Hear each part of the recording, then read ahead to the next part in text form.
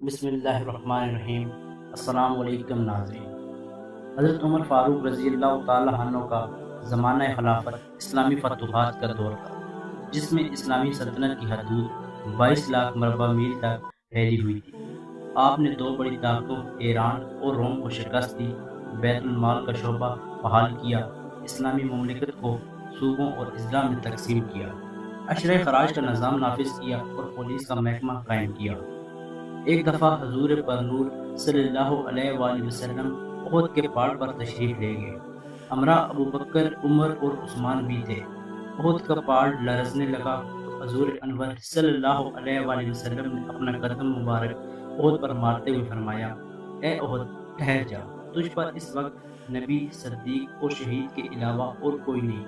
اس کے بعد سیدنا عمر فاروق رضی اللہ تعالی عنہ دعا فرمایا کرتے تھے کہ اے اللہ، مجھے اپنی راہ میں شہادت کی موت دینا، اور موت آئے تو تیرے حبیب کے شہر میں آئے۔ آخری ایام آیات میں آپ رضی اللہ تعالیٰ عنہ نے خواب میں دیکھا کہ ایک سرخ مرغ نے آپ کے شکم مبارک میں 3 چونچیں ماری۔ آپ نے یہ خواب لوگوں سے بیان کیا اور فرمایا کہ میری موت کا وقت قریب ہے۔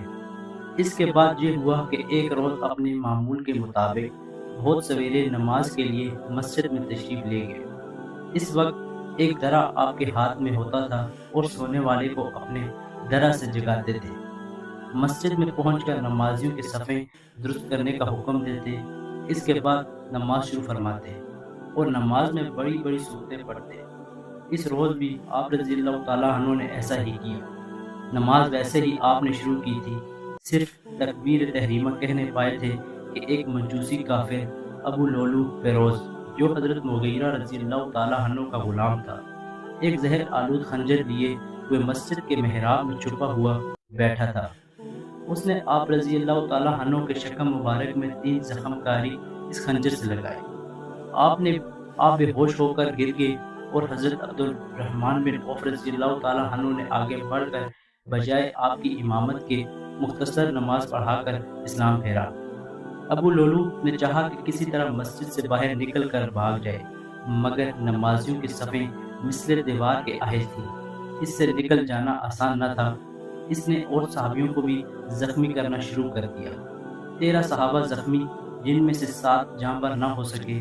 اتنے میں نماز ختم ہو گئی اور ابو لولو کو پکڑ لیا گیا۔ جب اس نے دیکھا کہ میں گرفتار ہو گیا ہوں، اسی خنجر سے اس نے اپنے آپ کو ہلاک کر دیا۔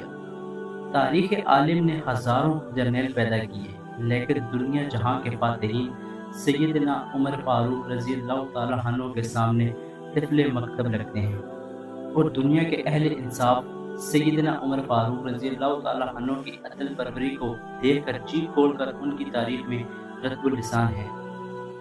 بالآخر آپ رضی اللہ تعالیٰ عنہ کی دعائے شہادت کو حق کے تعالیٰ نے قبول فرمایا اور دیار حبیب صلی اللہ علیہ وآلہ وسلم میں، بلکہ مصلی رسول صلی اللہ علیہ وآلہ وسلم پر آپ کو 27 ذی الحج کو زخمی کیا گیا اور یکم محرم کو آپ نے شہادت فرمائی۔ حضرت صہیب رضی اللہ تعالیٰ عنہ نے آپ کی نماز جنازہ پڑھائی اور خاص روضہ نبوی میں حضرت ابو بکر صدیق رضی اللہ تعالیٰ عنہ کے پہلو میں آپ کی قبر بنائی گئی۔ شہادت کے وقت حضرت عمر فاروق رضی اللہ تعالیٰ عنہ کی عمر مبارک 63 برس تھی۔ ناظرین، اسی امید کے ساتھ کہ آپ کو ہماری آج کی یہ ویڈیو پسند آئی ہوگی۔ اگر آپ کو ہماری آج کی یہ ویڈیو پسند آئی تو ہمارے چینل کو سبسکرائب کرنا مت بھولیے۔ ملتے ہیں ایک نئی تحقیقی اور معلوماتی ویڈیو کے ساتھ۔ خدا ہم سب کا حامی و ناصر ہو۔ مجھے دیجیے اجازت۔